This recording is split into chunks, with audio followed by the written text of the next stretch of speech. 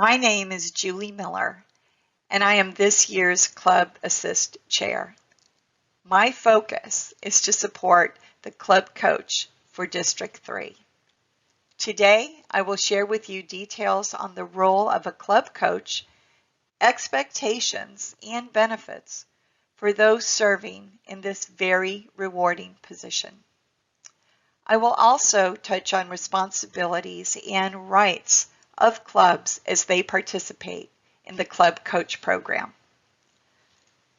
So, what is a Club Coach? Well, a Club Coach is an experienced Toastmaster who will assist a club in building its membership and quality to the club environment. This is usually a club that's lost its moxie along with its member core. A club coach will listen to club members and bring ideas to help the club grow. I'd like to say approach from curious and ask questions to learn the culture of the club. And just as with any team coach, such as football or basketball, for example, a club coach will attend regular meetings and activities. And by participating in these activities outside of regular team meetings, will help strengthen game day, which again is that club meeting. A club coach must be approved by club officers, District 3, and World Headquarters. So, why become a club coach? Well, there's many reasons. By being a club coach, you will utilize leadership, mentoring, team building, facilitation, and negotiating skills. These are all life skills and are easily transferable experiences for job interviews and for personal development. You'll develop servant leadership skills. Now, servant leadership is leading by example, and a coach can give prepared speeches, provide evaluations, and participate in facilitator roles at meetings. This illustrates ways of doing Toastmaster roles without telling the members something, as you are showing them something. And that's a big difference between the two. Continue to build self-confidence as you help the club because you're going to grow as well. And to me, satisfaction of helping individuals and an organization grow and prosper is the most fulfilling benefit of helping others, especially if they succeed.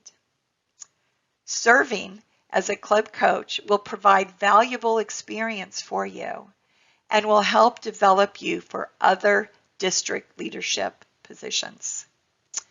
And if you're on the road to a distinguished Toastmaster path, a candidate must successfully serve as either a club coach or a club mentor.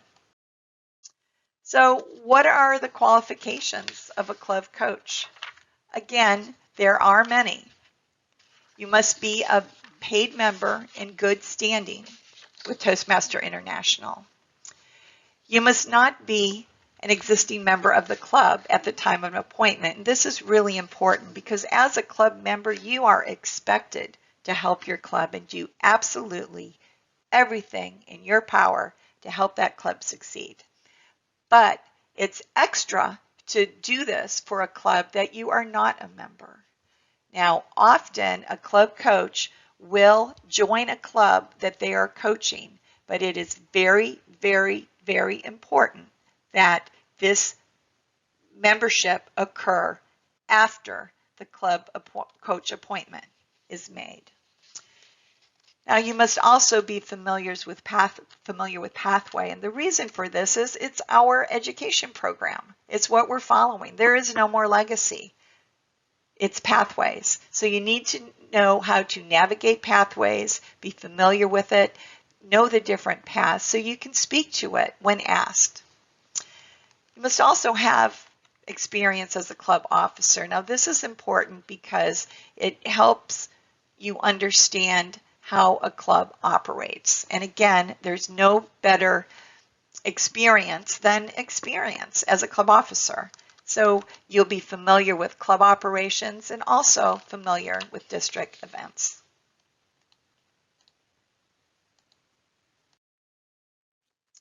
Club coach expectations. We've mentioned it earlier, but again, we're going to bring up rapport. You must develop rapport with the club leaders and the members. Get to know them through conversation, spending time with them. Just know the club that you're part of. You're a resource for a club on a journey to rebuild its core.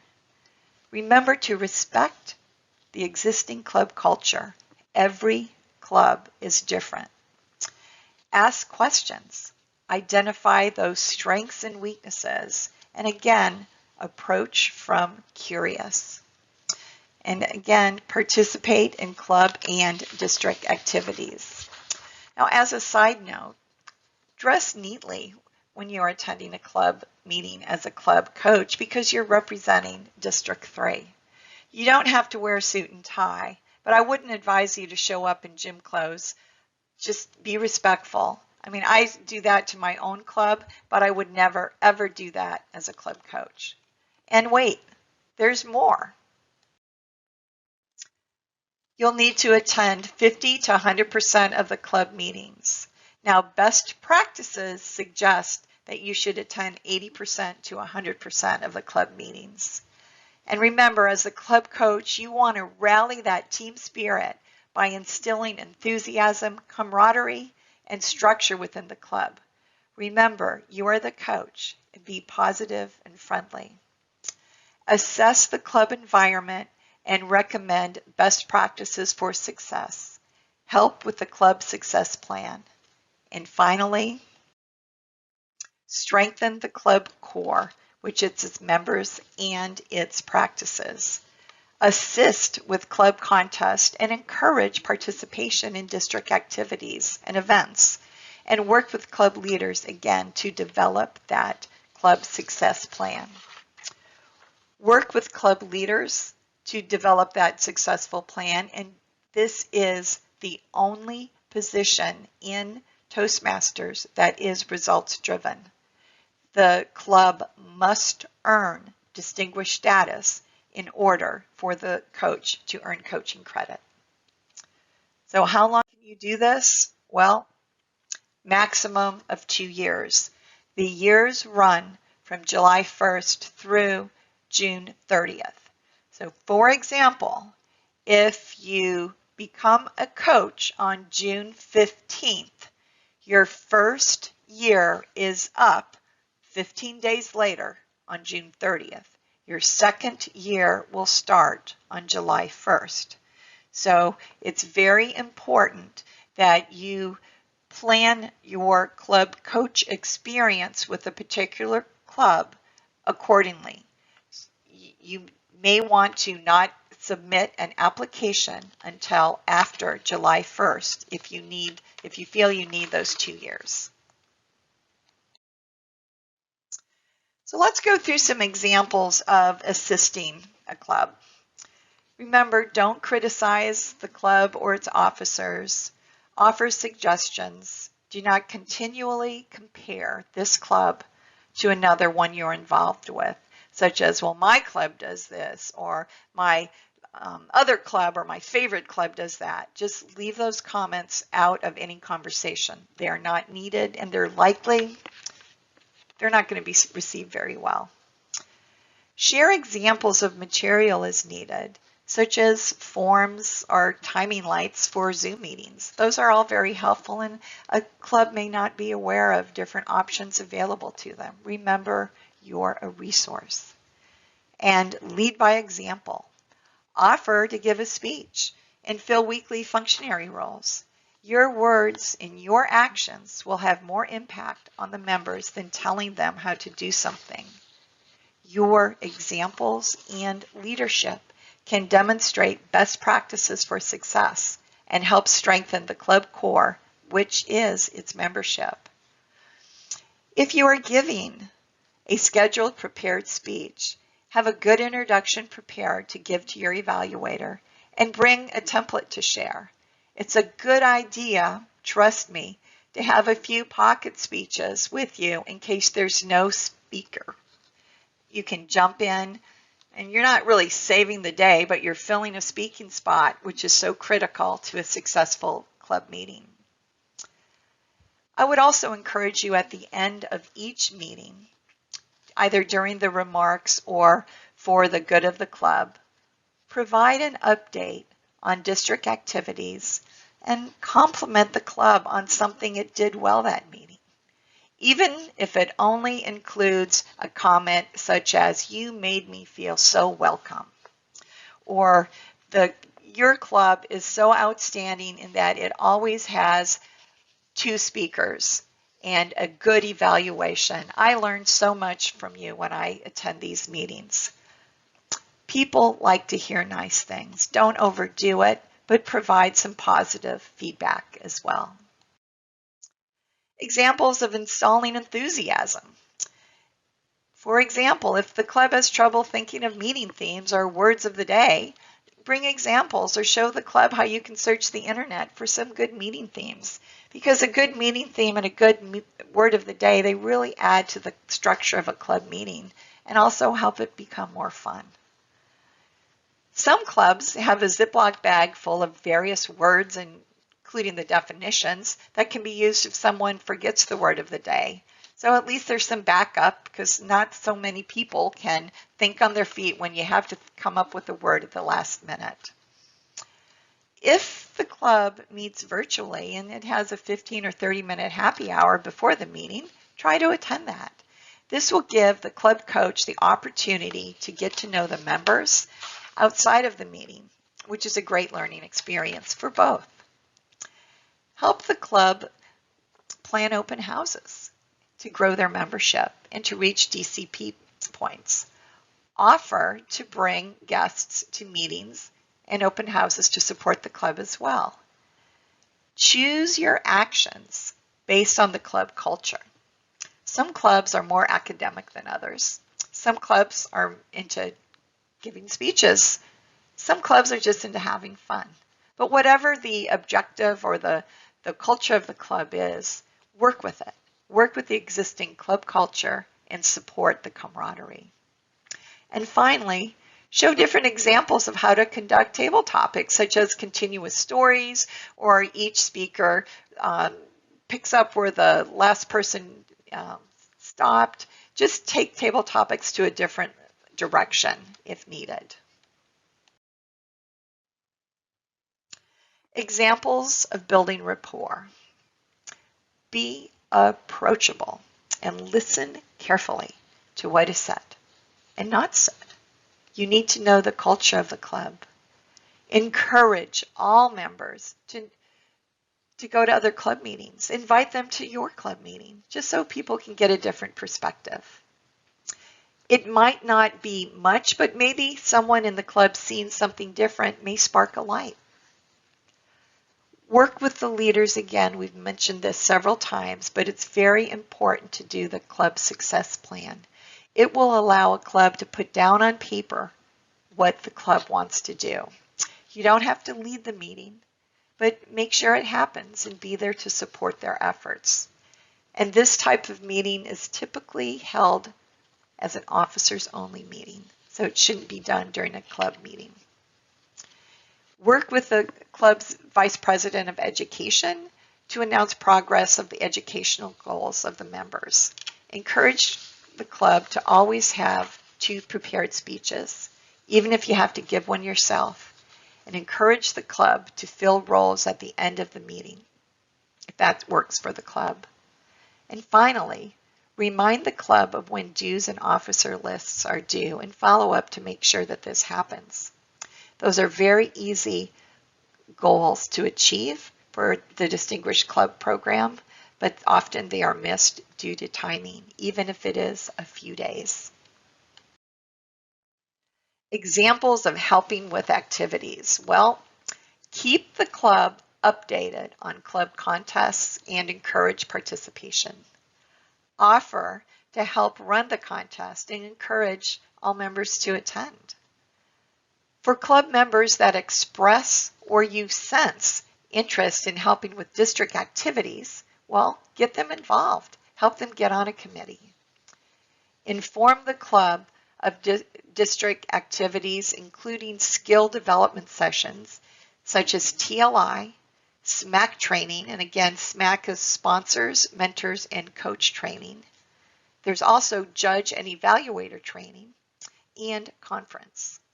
Not only are these activities great networking and skill development opportunities, but they are fun.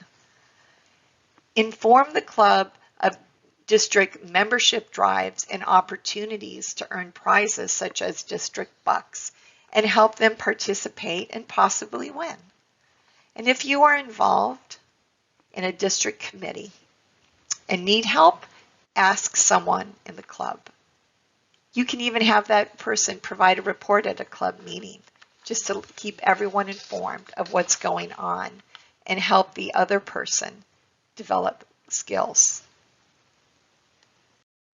Let's talk about resources because there are a lot of them. And the first place we'll direct you to is the Toastmasters website. On the Toastmasters website, there's a club coach troubleshooting guide that's very helpful. There's also a manual that you can download. It is called How to Rebuild a Toastmaster Club. There's also frequently asked questions for club coaches, and this is sent out with every coach application, so it'll give you an opportunity to review frequently asked questions for coaches. There's also a good, better, and best list of expectations of being a club coach, and we will work with the best practices. Then there's our own District 3, aztoastmasters.org. On this website, you'll have current training resources and marketing supports, and what else? You have each other. Now, most important is the club itself. And if I were a club coach, the very first thing I would do is go to that club's website and make sure that it's up to date, including meeting times, platforms, officer, and contact information. There's been a lot of change in the last year and a half, and just make sure that the contact information is correct and that people are still involved in the club. This is really, really important because nowadays that website is likely the first interaction that a potential member will have with a club. There's also the SMAC training, and also the district offers monthly coaching roundtables. And at these roundtables, they're an hour long, updates from the district are shared. This information needs to be filtered back to the clubs. But then coaches have an opportunity to share with each other good practices and experiences that didn't go so well. Finally, district leadership, club assist chair, the club growth chair, and again, your area director. So the application process for the club coach. Well, you're going to start off with an email to the club assist chair, and you'll complete a coach application. You'll meet with various clubs to make sure there's a good fit, and the president of the club must approve you, as well as the other officers. So once the paperwork's completed, someone from District 3, which is the club growth director, will forward the application and recommendation to Toastmasters World Headquarters. Once approved and approval is received back, let the coaching begin. We've talked a lot about coaching requirements. We haven't really addressed responsibilities of the club, and there are some. The clubs must have at least one, but no more than 12 members in good standing at the time of appointment. The club must not be suspended or closed, and a club cannot have more than 2 coaches at any one point in time. But also, because a club is looking for someone else to spend a great deal of time with them, helping them develop and grow and perhaps change, we ask that you be open to new ideas and possible change. No one likes conflict, but occasionally it happens. If a club finds itself in a position where they don't like their coach, or it's not working out, or I thought it would be quite a bit different, so we want this person out of here, that can happen. What must happen, though, is the club president must contact Toastmasters headquarters and send a written request to have a coach removed from their club. Now, before that happens, though, there's resources for conflict, and you just kind of bump yourself up the totem pole. Talk to your area director and let them know something's not right. Can you help me? I don't know if this issue is going to become a long-term problem for us, but this happened and we didn't like it. You can go to your division director. You can go to your club assist chair. You can go to your club growth director. But if you're in a situation where you want your club coach out again, that can happen. You are not stuck with anyone.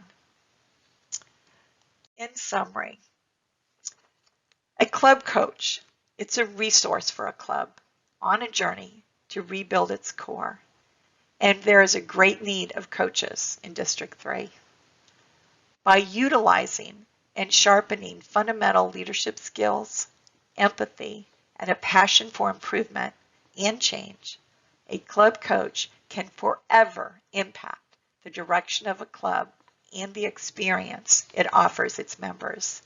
Helping a club strengthen its core is truly a rewarding experience. Thank you.